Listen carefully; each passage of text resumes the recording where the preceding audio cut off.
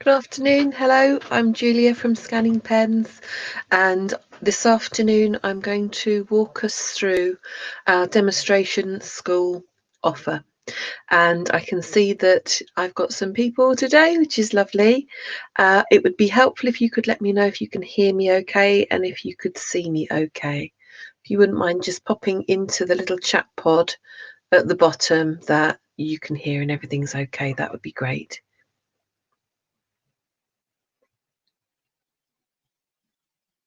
Oh, perfect. Thank you. That's lovely. Okay, so I'll get started and I'll explain what this session is about. So recently, the DFE launched a demonstrator schools and colleges programme. And there are 40 of these that have been chosen to be demonstration schools that will pass on their knowledge about different types of assistive tech. So when I started this project of CPD and training, it was with these demonstrator schools particularly in mind, because people who were part of this scheme were going to be training across their colleges, across their schools, and sharing good practice. And I felt it would be a really good idea to enable that job to be done effectively with additional resources from us at Scanning Pens. So that's what I did. That's why I put the program together. And then we had a lot of interest from other schools who said, well, we're not demonstrator schools, but what we would really, really want to do is effectively share information about how to embed this learning strategy really effectively. So everyone is welcome. It's one of 3, this particular webinar. And if you come and attend or get in contact with me and start a dialogue with me and want to be involved in the training across the 3 sessions, I'm happy to do that with you and give you a kind of kite mark at the end that accredits you for the time that you spent, because our time is very valuable as teachers and trainers. And so you having been attending this, I'd like to be able to have some dialogue with you and also sort of meet your needs for what your training might be in your particular setting. So while I'm just going to move on and start the webinar proper with the information, if you could let me know if you are going to use this information for training or if you're new to Scanning Pens, and then I can get an idea of how to gauge the information that I provide for you. So I'll just give you a minute to pop that into the chat box. Okay, it looks like I've got people who are somewhat new to Scanning Pens and have got a little bit of knowledge. So what I'm going to do is I'm going to run through my demonstration, and as we go along, if there is anything specific that you need from me or I'm not covering, or you've got a burning question, pop it into the box and I'll make sure that I cover your questions and your needs. Okay, so it looks like the majority of people here have got the training needs and want to continue to support their staff. So with no further questions, I am going to just get on and give you the information, which I'm sure you're looking forward to. Let me get rid of me. If I can lose that and make this a bit bigger.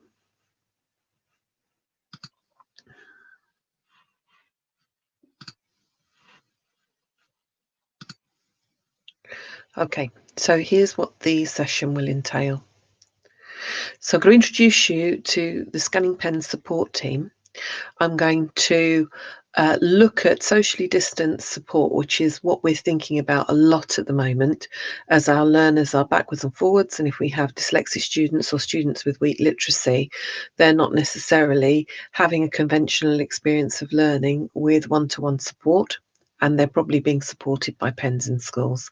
So we'll just have a think about how we can effectively utilise the tools that you've got in your college at the moment. I can tell you that in Swindon, I think it's Swindon, College Swindon.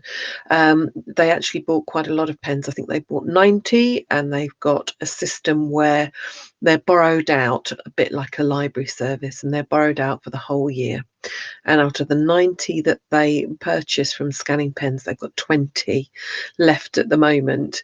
And that's just from initial sign-ups, because what they found out was that when the resources got signed out for a longer period of time and that responsibility was given over, they had a much, much better result from their implementation.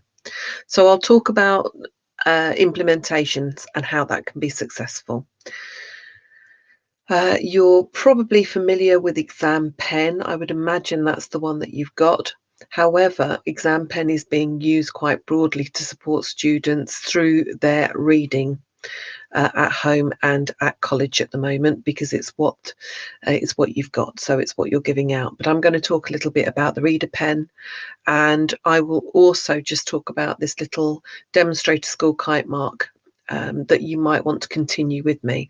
So, for example, there's another session that will be perhaps of interest to anyone who is going to be implementing Scanning Pens in a more focused way. And the next session after that is a focus for Senkos on how to use the learning resources that I've developed and made available. So here they are. 3 sessions. If you want to sign up for more, if you would like to get in contact with me and let me know, or you can go straight to the web page and just sign up for the next session. But it's helpful for me to know that that's what you would like, and then I can start to have a dialogue with you and tailor the training that you need. If you are working with somebody in college, the exams officer, Senko, whoever it might be, and you think, great, we'll jump on this together, I'd be more than happy for you and your colleagues to join me on the next little session. So just good to know at the moment, this is quite an important point at the moment, and that's that we're not necessarily able to do that one-to-one support that we've previously been doing, and we're looking at all those accessibility issues quite carefully to make sure that learners are at college and at home with what they need in order to be supported. We also know that the pressure ahead for trying to provide exam rooming and one-to-one support is going to be really tricky going forward. So that's a really good reason to have exam readers in your battery of tools that you're using at the moment. We have 4 pens. You're familiar, I would imagine, with Exam Reader, and maybe you have some Reader Pens too. Reader Pens contain dictionary function and support the learner in quite a different way to the Exam Pen. The Exam Pen, that gets you through the exams. It's got no storage on it. It's a GDPR safe tool, so it can't save anything. Whereas the Reader Pen, as a learning tool itself, it's got a lot more scope. The Lingo Pen, this is the one that's translator. It's got a lot of languages. So if you have got a lot of English as an additional language students who might require reading support for an exam paper, and they happen to be wanting to decode an additional language because that's the way that their paper has been presented, the Lingo Pen can do those translations. And the Connect Pen works quite differently. It's a productivity tool, and it talks to your mobile phone, and it's very good for researching using tools like Google Translate. So it doesn't work as a standalone. It works with a productivity tool like your mobile phone to take text from one place and then bounce it into another place, your phone, Google Docs, whatever it might be. So those are the main products. And I'm sure you know already why scanning pens are helpful. They are a mid-tech piece of equipment. That means that they're sophisticated, but no setup is required. It's plug and play. So that's quite useful. They recharge by plugging a USB lead into the back of the pen. Mine's on a lanyard here. This is quite a nice thing to have, a lanyard, particularly if you're an educator and you are modelling in a department with a student how to use that pen, you can ask us for a lanyard, because this becomes quite a helpful tool for you to have around your neck so you don't put it down and lose it. Dictionary lookup is something that's available on this reader pen, and that means that you can store lots of keywords. I was recently working with the PE department in Lillishall for POALT's training, which is the prison officers training course, and I was asked quite a lot of questions about, will it decode this, will it go through really specific biological language, and the answer is yes. I think there was about 5% of the language that we couldn't decode, and we worked out it was because it was written in a plural. But if you take the actual technical term, as long as it is in that Collins dictionary, it will be in that pen. So the reader pen has a number of different dictionaries that are useful. Oxford Primary, if you have students who require a more simplistic explanation, and if you are looking at students in further and higher ed who really need that more sophisticated decoding, the Collins provides a very comprehensive dictionary inside the pen. Of course, it's nice because it's distraction free. When you're doing a lookup on Google, if you're anything like me, you're away and you're gone because you're distracted by whatever clickbait is there. But the nice thing about the pens is they're not connected, and it enables you to just make that connection between yourself, excuse me, and the work that you're doing. So we know that audio supports literacy, and this little slide is just about the research that's been completed. So we know that when we've got this multimodal method of learning, looking at the word and reading and hearing, that is going to help make that progress of learning that word much more efficient. And there are some links to research that I will send you following this presentation, so that if you'd like to find out a little bit more about the audio literacy research, you can do. So the main features of the reader pen are the text reader, the dictionary, scan to file, recorder, and settings. Most of these you're probably quite familiar with. The recorder can be quite useful if you have a student who struggles to write down information and you want to leave a recorded message, or just record that information into the pen as an audio file. So you can say, don't forget physics homework tonight. You need to go and research whatever it is for a test tomorrow, because we know that sometimes students really struggle with their short-term memory. And so sometimes you might want to provide a note. So that's one way of using the recorder. Students are probably more likely to use their mobile phones, but it's an option that's there. The other option that's quite interesting for colleges is the scan to file.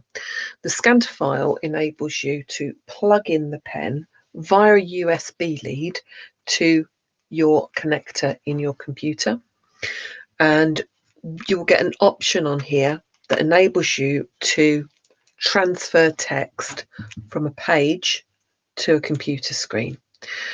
Now that's anywhere that a cursor is flashing. And that would be useful if, for example, you were someone who struggled to write down citations or had a lot of lengthy technical terminology that you needed to copy into an essay or a document. So the reader pen enables you to scan just like you were scanning to listen, but you've chosen the option to scan to file. And within that scan to file, it just picks up, it just picks up what it is you are scanning, and it saves it into the memory. And if you happen to be connected to your computer, it will put it straight into a document. So that could be a mind mapping document, it could be a Word document, it could be an Excel document. Literally anywhere a cursor is flashing, you can lift and take that information to it.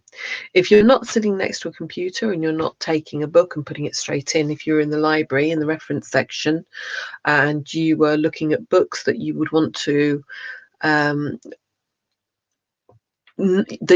take information from but that you can't, instead of using a photocopier, and then retyping, particularly annoying if you're dyslexic, retyping that information from the photocopy into your study, you can just scan and store that information into the pen. So it becomes a storage device for text. So that's useful to know. Settings. If you are left-handed, you can change from left to right-handed and right to left-handed, which enables you to scan most comfortably for you. You might not know that this pen will scan in both directions. Again, whatever is most comfortable for the user.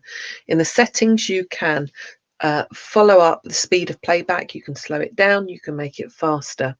You can change the accents. So if you needed, I don't know, a British Indian accent, for example, you could choose that if it was an accent that you were more comfortable with.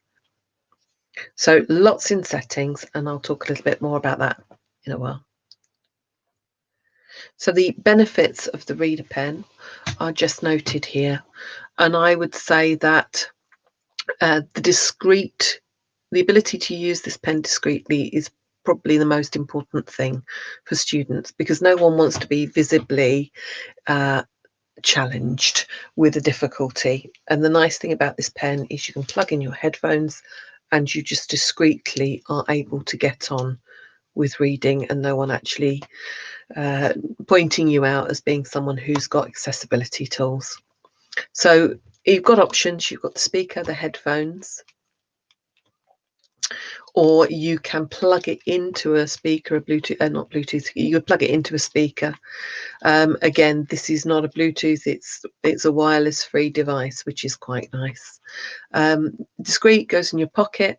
Not everybody gets along with it. If you've got very shaky hand, if you've got some sort of dyspraxia, you might struggle to use the pen, but there is a good way to support that, and that is to put the pen on top of a ruler and use the line to support you in your scanning. So that's top tip. Now we've got lots of case studies and information online that you might want to go away and have a little look at later on. And it's nice to hear the student voice, because we do have a lot of young people saying this has made a huge difference to them and their ability to confidently work. Okay, I'm going to do a demonstration for you now, so bear with me.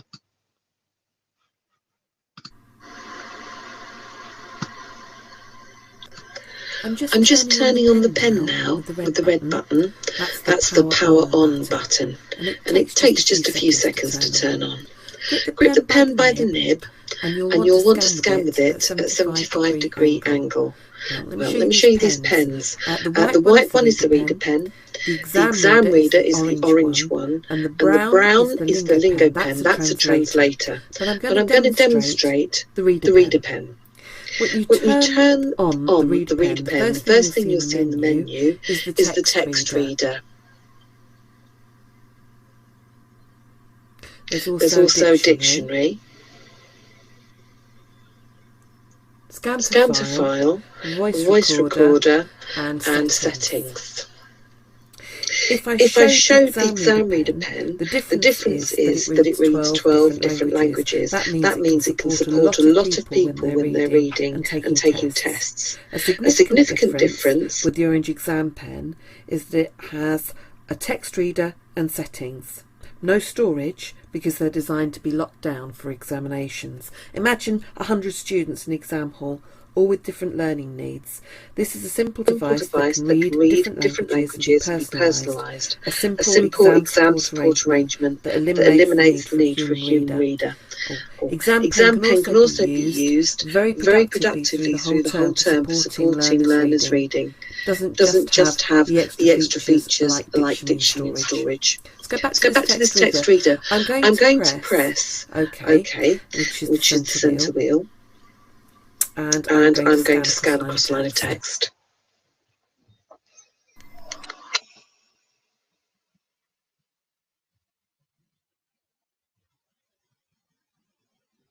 Place your index finger along the top of the pen, resting comfortably. And the pen has a camera that captures the text as it scans the words on the page. Then, as it converts the text to speech, and it instantly says it out loud to you. You can repeat the whole sentence back if you want to. Place your index finger along the top of the pen, resting comfortably.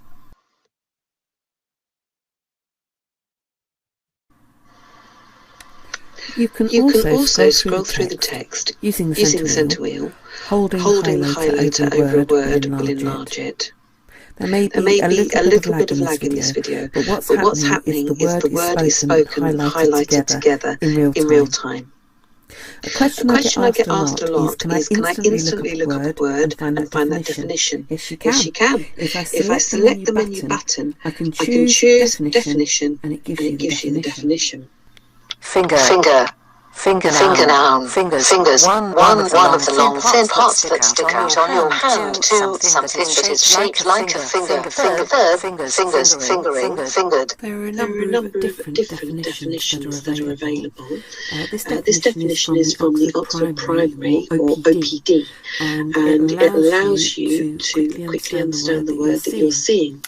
Another frequently asked question is, how do I read many lines of text? To do this, we go to the menu, we go to adding mode, select append or replace. If the pen is on replace, it means the screen will clear every time you finish the scan. If the pen is set to append, it always adds on to the end.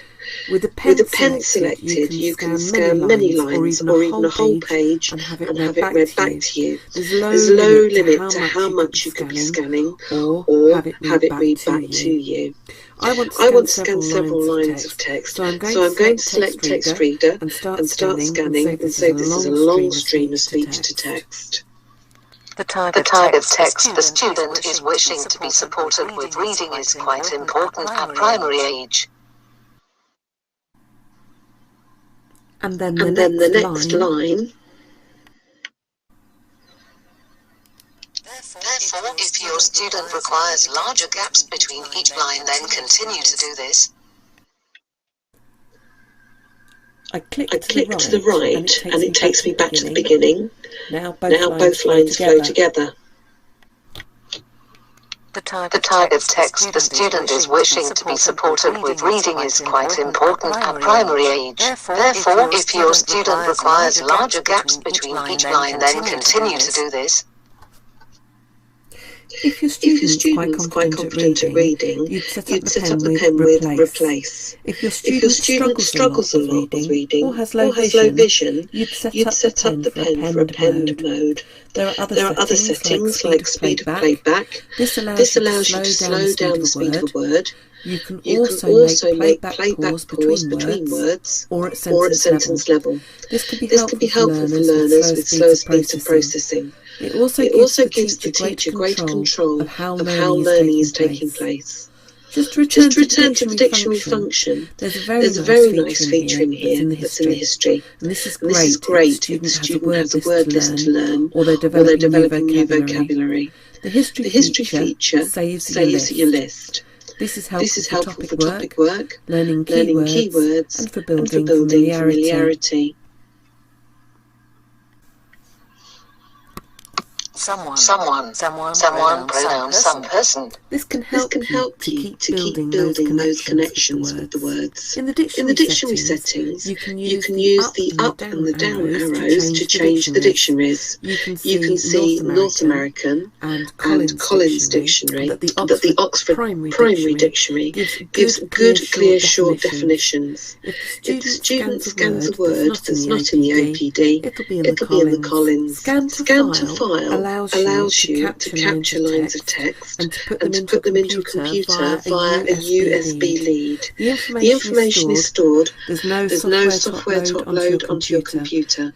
This is the voice recorder for you to store your audio in WAV or MP3 format. The settings. Recent addition to our pen is the introduction of the wizard. Now when you turn on the pen for the first time, the wizard will ask you, do you want to turn the talking menu on or off? This allows you to customize the pen in a way that's most helpful for you. You can select your language, select an accent, you can choose for American, Indian, English, Irish, Scottish and Australian, and finally you can select for left or right-handed use.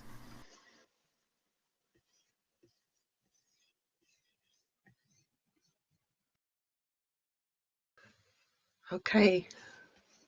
Hopefully you found that helpful. If you would like, let me know and I can send you that video link so that if you are training in your school and you would like to be able to use that, you can do. I can send this entire PowerPoint presentation to you, video link and additional resources. Just do let me know and I'll make sure that you have those. There's also a little document that you might find useful if you are creating resources in school or college, just on the type of font and text that you're going to want to use when you are creating work for students, because you won't want to be using Bradley Hand or very illustrative fonts because the pen won't read those. Likewise, the fonts that it won't read are just that more complex, swirly. Whereas if you are putting a worksheet together, and most of us do, with a dyslexia friendly kind of approach, you're probably going to be using an open font anyway. Smallest size that can be seen is by the pen is about 6. Now I like to use this when I'm reading my recipe books in the evening when I can't see that tiny text. So another good way that these pens support is for people with low vision who struggle to see very small text in those books. It can be very helpful. It basically will read up to about font size 22. See if you can see my pen there. Right. So basically, if the font fits between that window, and there's a little bit of plastic cover on there, if it fits between that window, the pen should be able to scan it. So that's useful to know. Righto. So why would we suggest scanning pens as a reading improvement and attainment tool? Well, you're meeting your accessibility needs and measures because it makes the curriculum available to all of your learners, which is crucial at the moment. It's going to support your EAL students. It's going to give them that repeated familiarity of word building. Hopefully, you'll find it would save some money in the long term for you. And also, you're going to get huge increases in reading comprehension because that history inside the pen, all of those words that you are storing, you can go back and build that familiarity, and that is such a crucial tool for building your learning support. You know, you've got to keep revisiting a word many times before you embed it. So to be able to have that in your portable pen, I think is quite a useful way of supporting that learning.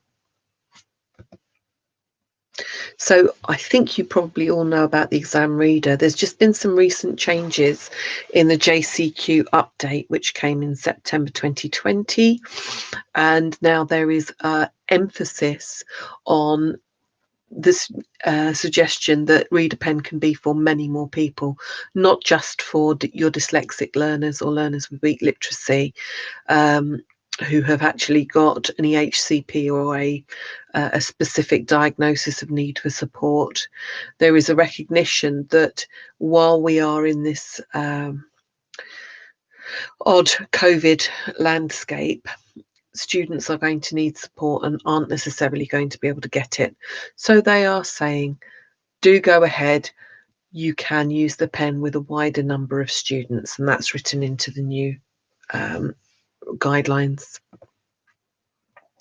If you want to know specific information about the JCQ permissions and updates, I would suggest that you look at these links from Sam Garner, and you'll be able to have perhaps an overview of the information around examinations, and then a really thorough, I think she does a completely thorough 50-minute talk about all the JCQ recommendations for accessibility.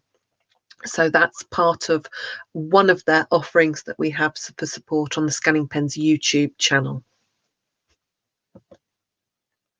Additional resources. If you are working with students who require a lower level of support in terms of introducing the pen. And this is probably more appropriate for lower level primary or higher level primary, lower level secondary. There is a resource that can help you to learn how to use the pen called the Helping Hand Detective Agency. Might not be appropriate for you, but it's just good to know that it's available if you're supporting younger learners. And I've also created a literacy passport, which helps share information and helps to understand when you are seeing learning difficulties in front of you that are literacy related. So these are two pretty comprehensive booklets that are available freely on the Scanning Pens Resources website that you can download, look at and use. Scanning Pens produce huge amounts of additional support for you. That's been my job for the last year, basically, a little dark room writing resources for you. But hopefully you'll find them helpful.